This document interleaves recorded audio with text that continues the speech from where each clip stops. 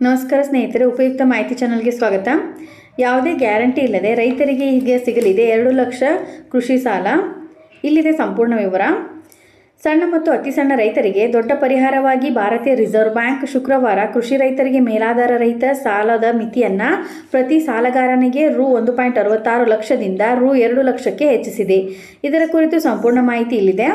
ಸಾಲದ ಮಿತಿ 2 ಲಕ್ಷಕ್ಕೆ ಹೆಚ್ಚಳವಾಗಿದೆ. ಭಾರತೀಯ ರಿಸರ್ವ್ ಬ್ಯಾಂಕ್ ಮೇಲಾಧಾರ ರಹಿತ ಕೃಷಿ ಸಾಲದ ಮಿತಿಯನ್ನು ಅಸ್ತಿತ್ವದಲ್ಲಿರುವ 1.6 ಲಕ್ಷದಿಂದ ಪ್ರತಿ ಸಾಲಗಾರನಿಗೆ 2 ಲಕ್ಷಕ್ಕೆ ಹೆಚ್ಚಿಸಿದೆ. ಪ್ರಸ್ತುತ ಬ್ಯಾಂಕುಗಳು ಪ್ರತಿ ಸಾಲಗಾರನಿಗೆ ರು 1.6 ಲಕ್ಷದವರೆಗೆ ಮೇಲಾಧಾರ ರಹಿತ ಕೃಷಿ ಸಾಲವನ್ನು ನೀಡಬೇಕಾಗುತ್ತದೆ. ಈ ಮಿತಿಯನ್ನು 2010ರಲ್ಲಿ ನಿಗದಿಪಡಿಸಿದ 1 ಲಕ್ಷದಿಂದ 2019ರಲ್ಲಿ 1.6 ಲಕ್ಷಕ್ಕೆ ಹೆಚ್ಚಿಸಲಾಗಿದೆ. ಒಟ್ಟಾರೆ ಹಣದುಬ್ಬರ ಮತ್ತು ಕೃಷಿ ಇನ್ಪುಟ್ ವೆಚ್ಚದಲ್ಲಿನ ಏರಿಕೆಯನ್ನು ಗಮನದಲ್ಲಿಟ್ಟುಕೊಂಡು ಮೇಲಾಧಾರ ರಹಿತ ಮಿತಿಯನ್ನು ಹೆಚ್ಚಿಸಲು ನಿರ್ಧರಿಸಲಾಗಿದೆ. 1.6 ಲಕ್ಷದಿಂದ 2 ಲಕ್ಷದವರೆಗಿನ ಕೃಷಿ ಸಾಲವನ್ನು RBI ತನ್ನ ಅಭಿವೃದ್ಧಿ ಮತ್ತು ನಿಯಂತ್ರಣಗಳ ನೀತಿಗಳ ಮೇಲಿನ ಹಣಕಾಸು ನೀತಿ ಹೇಳಿಕೆಯಲ್ಲಿ ತಿಳಿಸಿದೆ. ಇದು ಔಪಚಾರಿಕ ಸಾಲ ವ್ಯವಸ್ಥೆಯಲ್ಲಿ ಸಣ್ಣ ಮತ್ತು ಅತಿ ಸಣ್ಣ ರೈತರ ವ್ಯಾಪ್ತಿಯನ್ನು ಹೆಚ್ಚಿಸುತ್ತದೆ. ಡಿಸೆಂಬರ್ 2024ರ ದ್ವೈಮಾಸಿಕ ಹಣಕಾಸು ನೀತಿ ಹೇಳಿಕೆಯನ್ನು ಪ್ರಸ್ತುತಪಡಿಸುವಾಗ RBI ಗವರ್ನರ್ ಶಕ್ತಿಕಾಂತ್ ದಾಸ್ ಮೇಲಾಧಾರ ರಹಿತ ಕೃಷಿ ಸಾಲಗಳ ಮಿತಿಯನ್ನು ಕೊನೆಯದಾಗಿ 2019ರಲ್ಲಿ ಪರಿಷ್ಕರಿಸಲಾಯಿತು.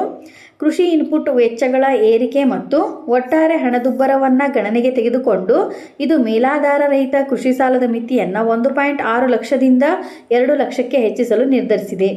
ಸಾಲಗಾರ ಇದು ಸಣ್ಣ ಮತ್ತು ಅತಿ ಸಣ್ಣ ರೈತರಿಗೆ ಸಾಲದ ಲಭ್ಯತೆಯನ್ನು ಇನ್ನಷ್ಟು ಹೆಚ್ಚಿಸುತ್ತದೆ. FCNR ಬಡ್ಡಿ ಮಿತಿ ಹೆಚ್ಚಳ. ಬ್ಯಾಂಕುಗಳಿಗೆ ವಿದೇಶಿ ಹೂಡಿಕೆಗಳು ಹರಿದು ಬರುವಂತೆ ಅನುಕೂಲವಾಗುವ ನಿಟ್ಟಿನಲ್ಲಿ RBI ಕ್ರಮ ತೆಗೆದುಕೊಂಡಿದೆ.